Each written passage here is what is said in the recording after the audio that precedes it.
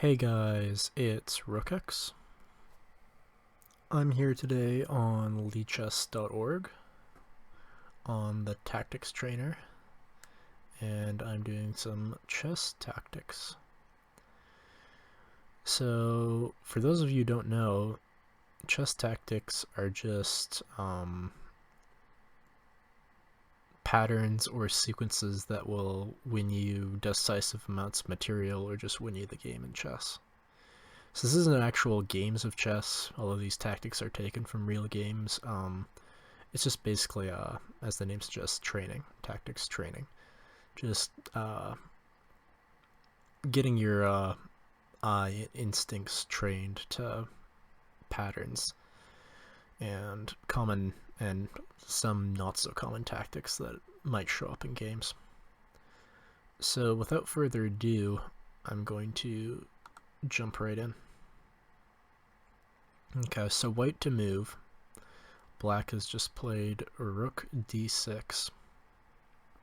And one of the first things you want to do in tactics, whether you're doing tactics training or you're in a game and you think there might be a tactic, is you look at all your forcing moves.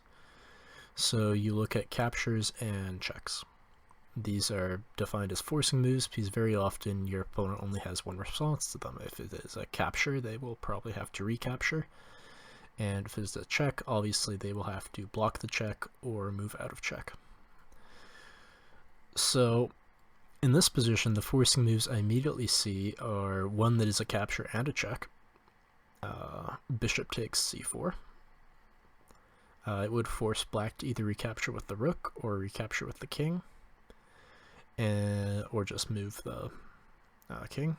And then the other move I'm looking at immediately is rook b5, which is a check, and it would force the black king to move or to block with the rook. So just looking at rook b5 check, let's say rook blocks, I take, king takes, rook here, rook blocks, rook takes rook, king has to take, and then I nab the bishop and I'm a piece up. I think I think I've stumbled on the correct tactic just immediately with this first move I looked at. I briefly looked at him, bishop takes knight, but usually when your opponent has multiple ways to respond to it, it's less likely to work, obviously, because tactics are usually very precise continuations. They require a very specific move order, and when your opponent has multiple options available to them, that's just multiple branches of moves and options that can make. You're basically, by choosing the most forcing moves, you have really narrowed your options already.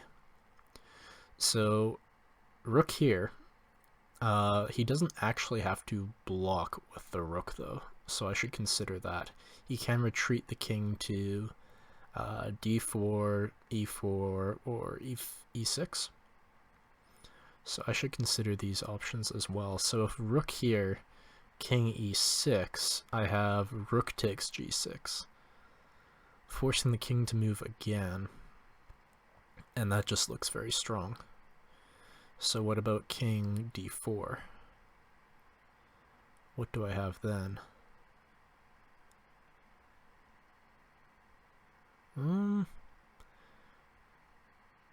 Not seeing so much there. So rook b5 check, king d4. What is my follow-up?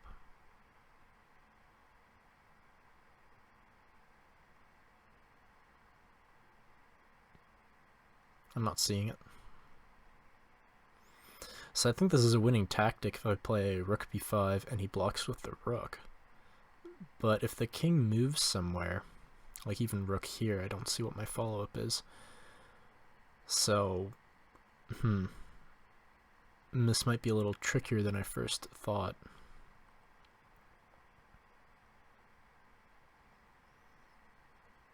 Let's look at bishop takes knight again. So bishop takes knight, he can recapture with the king. Is there something wrong with recapturing with the king? I don't even see anything wrong with just recapturing with the king. The more logical move would probably be to recapture with the rook.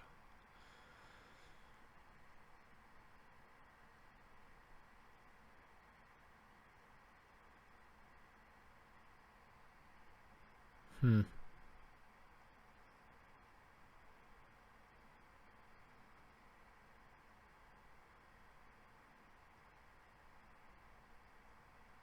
What about rook g7 to rook c7? Double attacking the knight, and the knight only has one defender. So black would be forced to address that threat. And rook takes rook, rook takes rook. I'm still on that knight. And it is pinned by the bishop. So crucially, the knight cannot jump away to a square and escape being attacked. So after rook here, what about bishop here? Then I can recapture the knight, forcing the king away to recapture the bishop, and then I win the rook and I piece up. I think that is actually the move. Yeah. Yeah, I'm pretty sure that's it, because rook b5 check had similar ideas, but he could always just move the king away and he's safe. So I think, well, not a forcing move per se. I think some rook to c7 is creating a major threat for black, and I think that threat will just win me a piece. Now the only thing left for me to consider is which rook to move to c7. It will probably matter, because these tactics trainers, they like to trip you up in the smallest ways possible. So is there anything wrong with, rook b to c7 instead of rook g to c7? There probably is.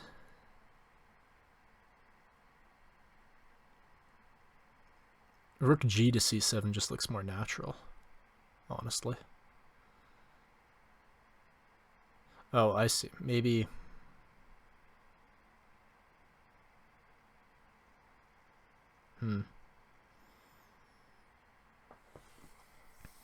Maybe I don't see. Which one is correct?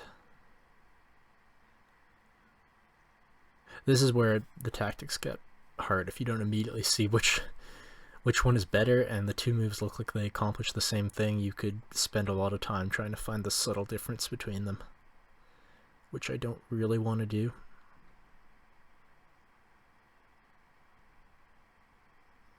So rook g c7. Is there anything there looking a little suspect?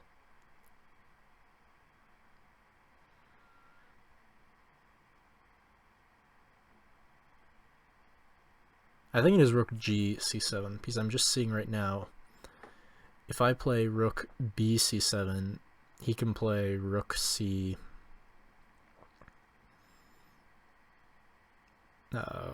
rook c6 blocking. Yeah. And then I think I'm in trouble, whereas if I play rook g c7, if he tries the same trick trying to block with the rook beforehand, I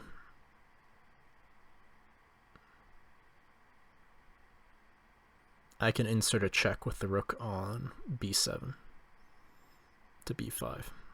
So rook g c7, rook d c6 blocking, and then rook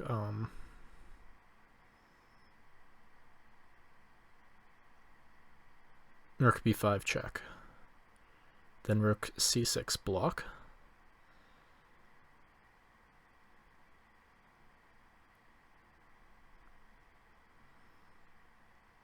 yeah, and I'm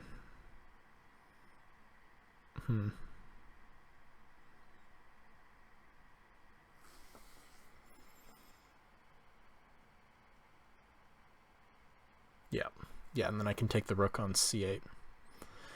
So I don't want to take too long on these. I'm just going to go with it. If this was a game, and presumably it was a longer game, I would have calculated this and probably gone with this. So tactics, you don't want to sit here all day and look for the best solution. You want to have a practical mindset and try and imagine you are in a game. And eventually you're just going to have to make a decision, or you will probably run out of time. Okay.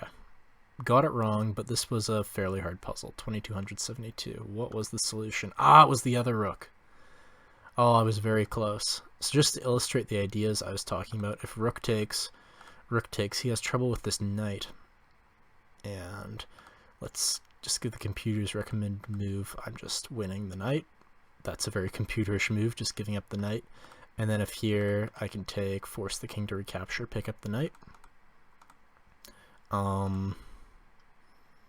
Yeah, and the tactics become rather apparent here. So what is the difference? What was wrong with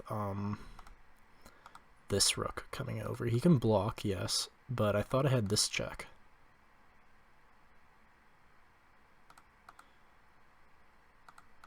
Oh. Yeah, it's not quite enough. Whereas when I play rook c over here, if he blocks, I can take, and approach with the king. Okay, that's hard to see. Yeah, and if check, I'm still just approaching with the king. And rook here. This is just a very good position. Okay, well, don't feel too bad about messing up that one. That was a rather tricky problem. And I identified a lot of the core ideas, which is good. So continuing on, find the best move for white. And black has just captured the pawn with the queen, and the queen is undefended. So obviously we want to recapture the queen, but we first have to consider the fact that we are walking right into a discovered attack with the knight. So king takes queen, the knight can jump anywhere, and it will be discovered attack on the king. I'll have to move the king again, and the knight has essentially gained a tempo, a free move. So obviously, just first looking at this, what I'm seeing is king takes queen, knight f5 check. I have to move the king somewhere. Let's say king back to f2, and then he can pick up the queen. And in that position, I have 2 rooks and 2 minor pieces, and he has 2 rooks and 2 minor pieces. So I'm not actually up material in that case.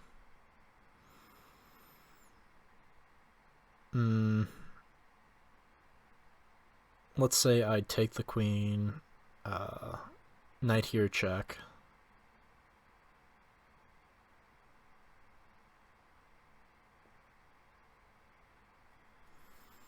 King f2, knight takes queen. What is my follow-up there? Do I have one? Do I have a follow-up? He's also hitting my rook in that case.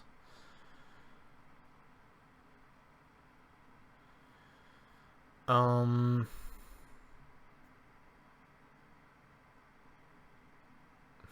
don't see it. King takes queen, knight f5 check, king f2, knight takes queen.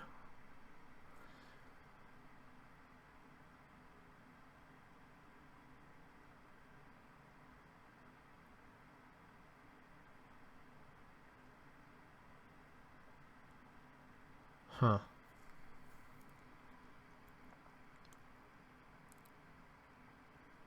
Not really seeing it. What my follow-up there is, unless I'm missing something a little obvious. King takes queen, knight here check. I can block with the rook, but that's just going to lose immediately to rook takes rook. So I can't do that. Although maybe it's not going to lose immediately because my queen covers this square. Aha.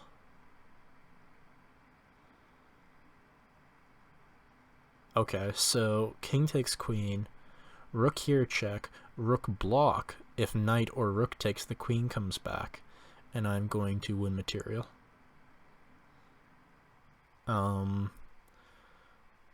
So if rook block and then rook takes queen, I assume rook takes rook, knight takes rook, rook takes this, queen here. Still not seeing it. King takes queen, knight here check, rook block, just knight takes queen again. What am I doing? I don't see it.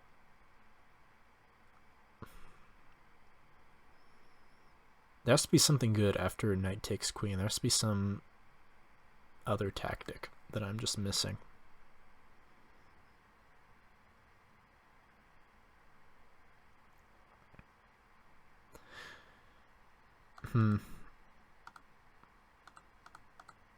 Yeah, this is very forcing. I think I do have to take the queen.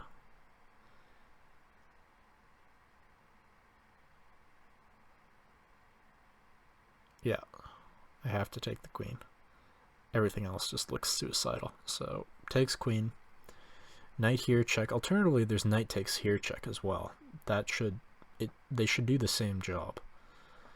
Like, is there something immediately worse about knight here? It is a discovered check, right? I have to block. Maybe I actually block with the queen. That must be it. Yeah, I kind of stumbled upon this idea earlier, where I was thinking the queen covers this square, but I neglected to consider the fact the queen can just come back to g3 blocking. And then if he takes here, I have enough pieces covering it. I'm going to be winning material. So I'm pretty sure this is the right continuation. Yeah. And then just queen back. And rook takes. Yeah. That is the correct solution. So I kind of stumbled my way around that problem for a while, but I eventually found the correct answer. And in this position, we are just a minor piece up. Okay, so white has just played knight takes c5. And another thing I neglected to mention about tactics is the first thing you should do, I said, is look for forcing moves, but even before that, the first thing you should do is count the material. So in chess, every piece on the board has a value except for the king. The king is invaluable. It's how you win and lose games. He can't be captured or recaptured, so there's no point in assigning him a value. He's invaluable, as I said. But going back to the piece's value, each pawn is worth 1 point. Each minor piece that is a knight or a bishop is worth 3 points. Every rook is worth 5 points, and a queen is worth 9 points. So just taking a quick glance at the material, there's 2 rooks for 2 rooks, so it's even. 2 minor pieces for 2 minor pieces, it's even. A queen for a queen, it's even. And I have 4 pawns over here, 4 pawns over here, 1 pawn over here, 2 pawns over here, so it looks like black is a pawn down. Okay. So what to make of that? Well, I'm immediately noticing rook takes rook is forcing. It comes with check, and if queen takes, we just pick up the knight. So because the knight is under fire and it just has 1 defender, a term in chess we use for that is called something being overloaded. So if I can somehow distract the queen from defending the knight, I'll be able to pick up the minor piece for free. So that's immediately what I'm looking at. Looking at ways to try and distract the queen. Something that comes to mind is bishop b3, but of course the knight covers that square. So nothing really doing there.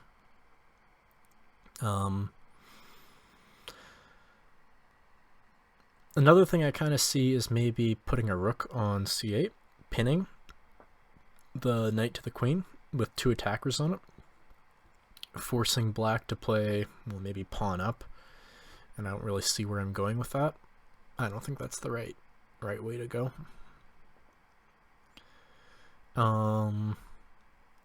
Maybe another way of looking at this is just playing bishop takes knight first, forcing the queen to this square, and then looking at the tactics. So bishop takes knight, queen takes knight, rook takes rook, rook takes rook. Is there no way I can exploit this undefended rook? I don't really see it.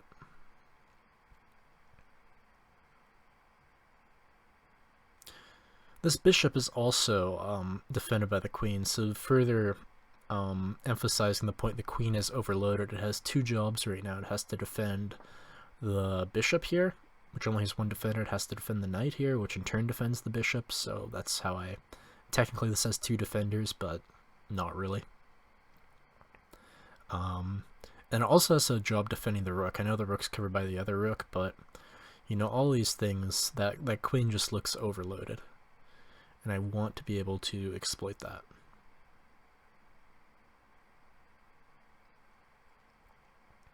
So bishop takes knight again, queen takes knight. Is there no way I can exploit this bishop?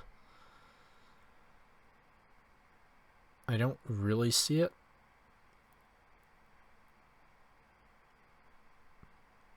It'd be nice if I could go rook takes rook, rook takes rook, and then with my queen on some square land a double attack on the knight and the rook. But of course the rook is on the same color complex as the bishop, so the bishop could always just come back to defend the rook. Although maybe then the bishop would be undefended, but it's a moot point. The queen coming here attacks the rook, yes, but it does not attack the bishop. So the rook could just flee somewhere, and then what's my follow-up? The queen being on this square, I have a light squared bishop, but I don't really see what that's doing. I feel like this is another fairly simple problem. It's just going to be something to do with distracting the queen in a certain way, and it's going to net me some sort of material gain, either a rook or a minor piece. It's just figuring out what that is. That is the tricky part here.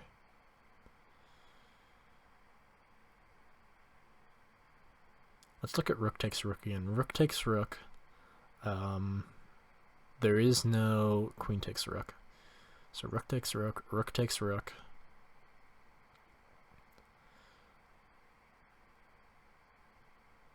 Bishop takes knight, queen takes knight.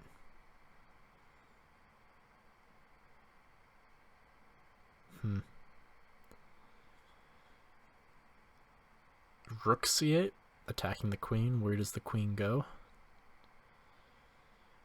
Could go here. Doesn't really accomplish anything.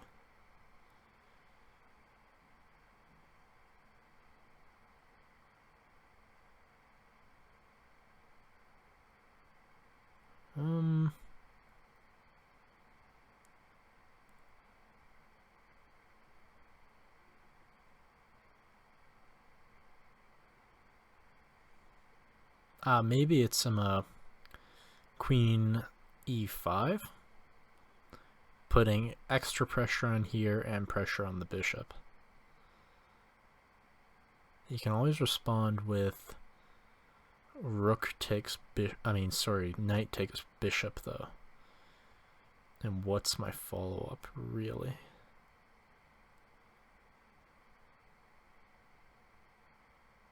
Yeah, because I have to respond to that.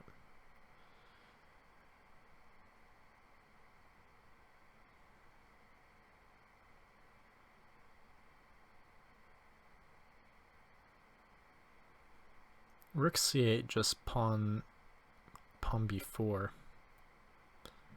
Pawn a5, it just seems too slow because you can insert, no you can't insert that capture, it's pinned. Regardless, just play rook over here, take, and I can't really get at it. Although maybe this rook takes d1 move becomes helpful then. No, because I don't have a rook on that file, I've moved it over to pin the knight, obviously.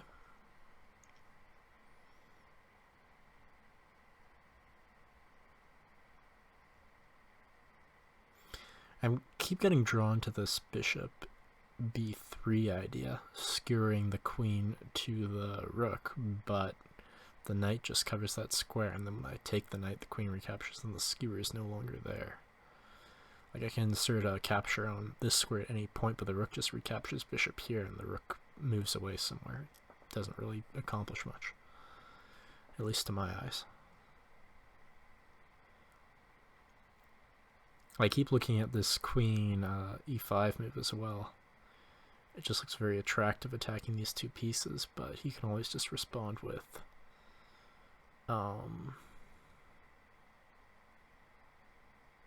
knight takes bishop. I guess maybe I have rook c8 then.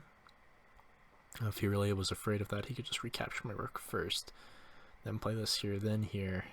And then I no longer have rook c8 because that square is undefended, the bishop's not defending it, and the rook's not defending it. He could just recapture with the queen. So yeah, you know, just queen here I think fails to rook takes rook, rook takes rook, knight takes bishop, and then I have to recapture the bishop. And what have I accomplished? Not much.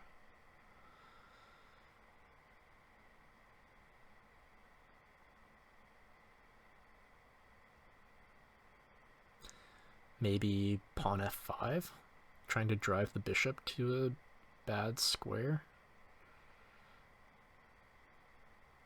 And he just goes back here, and now it's defended. And I've kind of solved some of White's problems for him.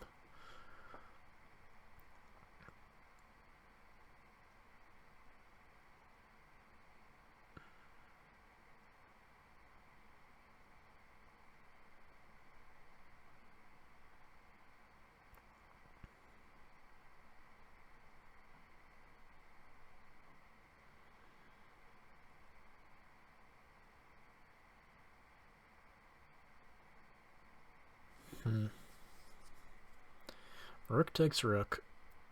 Rook takes rook.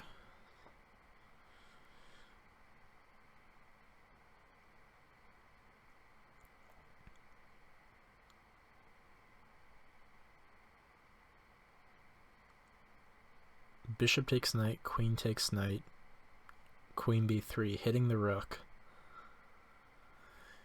But I don't really have anything after that. Is the unfortunate part about that move.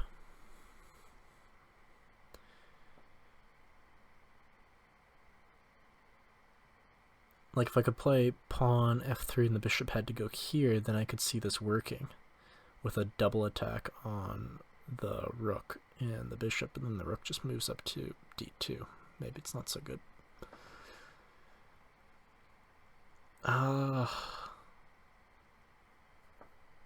Yeah, this is unfortunately stumping me a little bit.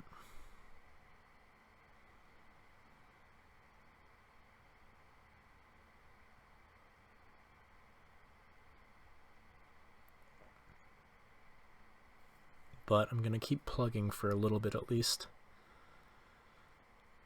Because the time when you're solving chess tactics, it's just from a learning perspective, it's more important to be concerned about getting the right solution than it is to how long it takes you to solve it. Just getting the right answer is important.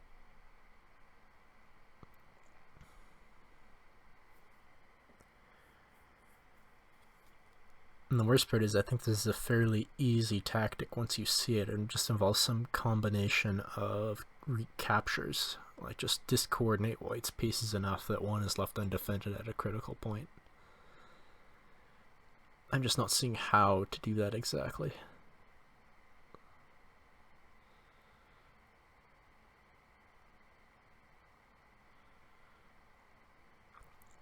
Let's look at pinning the knight again. So rook c8, pinning the knight and attacking it twice. So White has to make some effort to defend that. I've been looking at pawn b4, rook a5, rook b1, and then pawn takes pawn, pawn takes pawn.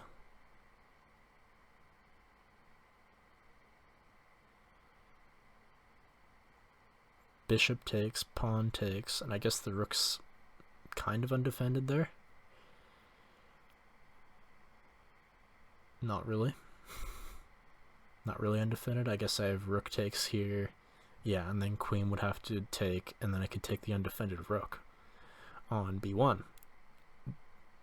That looks like it's working, however, rook c8, and black does not have to play pawn b4, seemingly just asking for me to stab at it with a5. No, black can just put another rook there, can he not?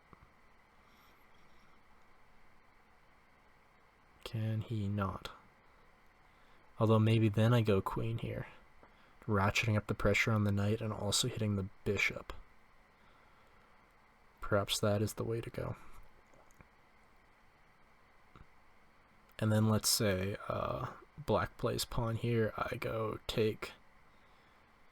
He recaptures with the pawn.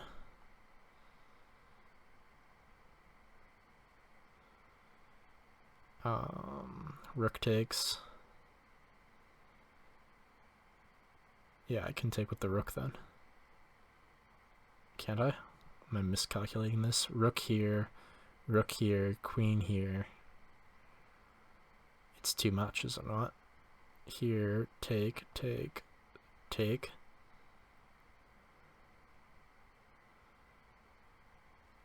The queen can go here, keep defending the bishop. Then bishop here. Queen back here.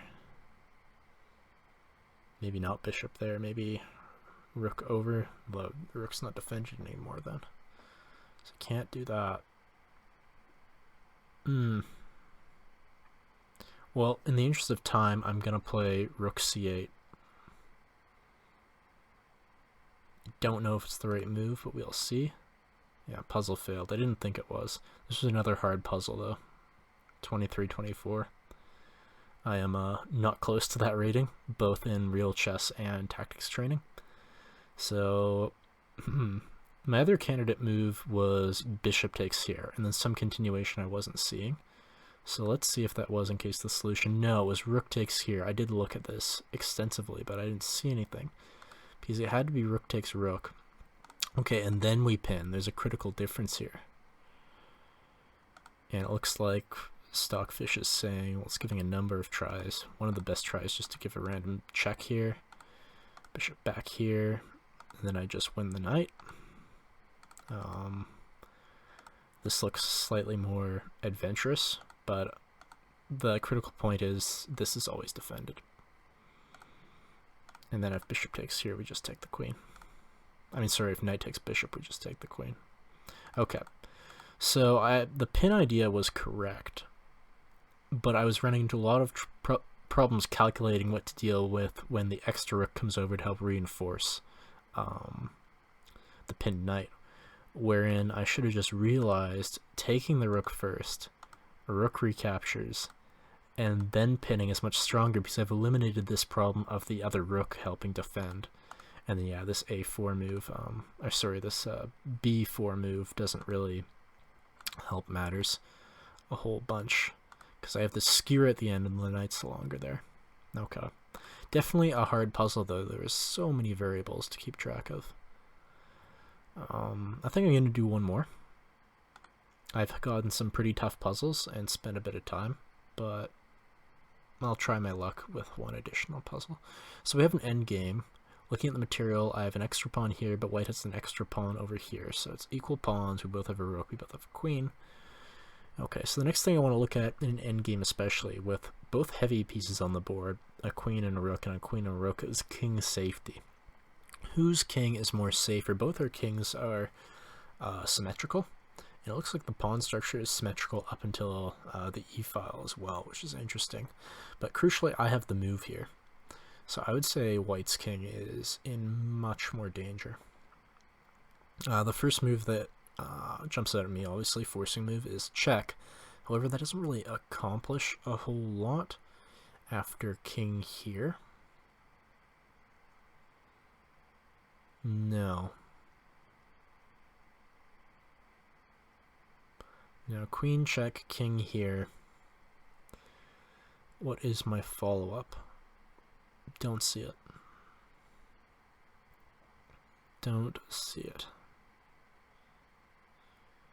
Another thing I immediately look at is that my pieces are converging on this square. Both my rook and my queen are attacking the d1 square, and there's only one defender for that square, the queen.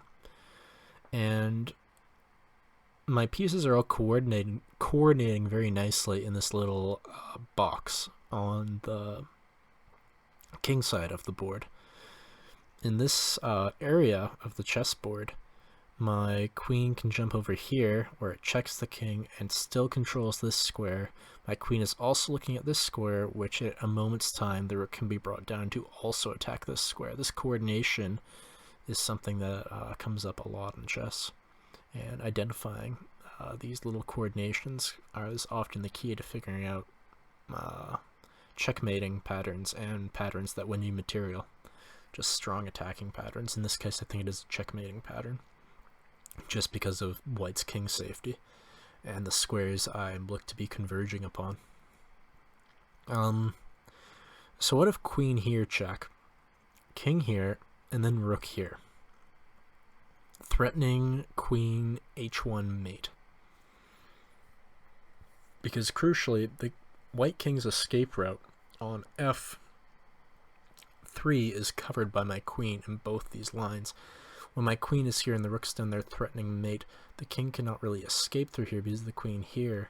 And let's say black plays some random move, rook takes e7, looking to attack the f6 square. When my queen comes down here, it also is covering this square as well, cutting off the king in all directions. Now, I think this is probably the move.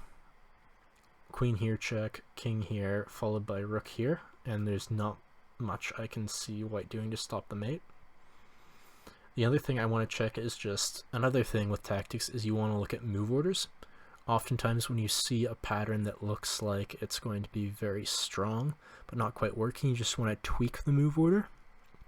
And when solving tactics, when you see something that you think is working, but you see another way to get there via another move order, you just want to check the other move order to see it's not better in some way. And if it's not, oftentimes you'll find a flaw with it, which further points you in the direction of your original idea. So my original idea is queen here check first, mainly just because it's more forcing. You start with a check, but starting with a quieter move, no forcing move, just rook down here, threatening checkmate, might be better in some way. So if I immediately go rook here, what does white have at their disposal? Not a whole heck of a lot. Maybe actually queen here. Yeah, that's the issue with it, I think. If I play rook d1, there's queen here, and I'm running out of steam after queen check. The king goes here. Queen check again, although maybe not. Wait a second. Rook here, queen here. Check. Oh no, the queen just blocks. Yes, of course. Okay. So I think that's why this is inferior, because when I go queen check trying to coordinate with this square, the queen, by me not starting with a forcing move, a check, the queen is getting extra tempo to come to this square, challenge my queen, try and trade, and then when I try and execute my plan via this other move order, the queen's extra tempo has become very important. It can now come over here to block. So by starting with the check, I rob the queen with this tempo, and then when I play my quiet move, rook down into here, threatening this nasty mate, queen here is just going to fail to this. He hasn't gained the tempo to block me. So I think this is it. I'm going to go with it. Best move, okay, and now rook here, and he has to give up the queen. Okay, plus 17. Nice. So you see these puzzles previously were around this rating, sometimes higher, and I failed them. And I only lost 3 and 4 points on both of these, but when I get one of them right, because my rating is a couple hundred points lower than these puzzles, when I solve a puzzle above my rating, I get a lot of points from it, which is always a nice feeling. Yeah, I wouldn't say this was hard per se, like obviously this is high rated, but when you get puzzles reasonably quickly, they never seem very hard to you. But I can see why it would be a little harder. Just this difference in move order. It's a little subtle difference. If I go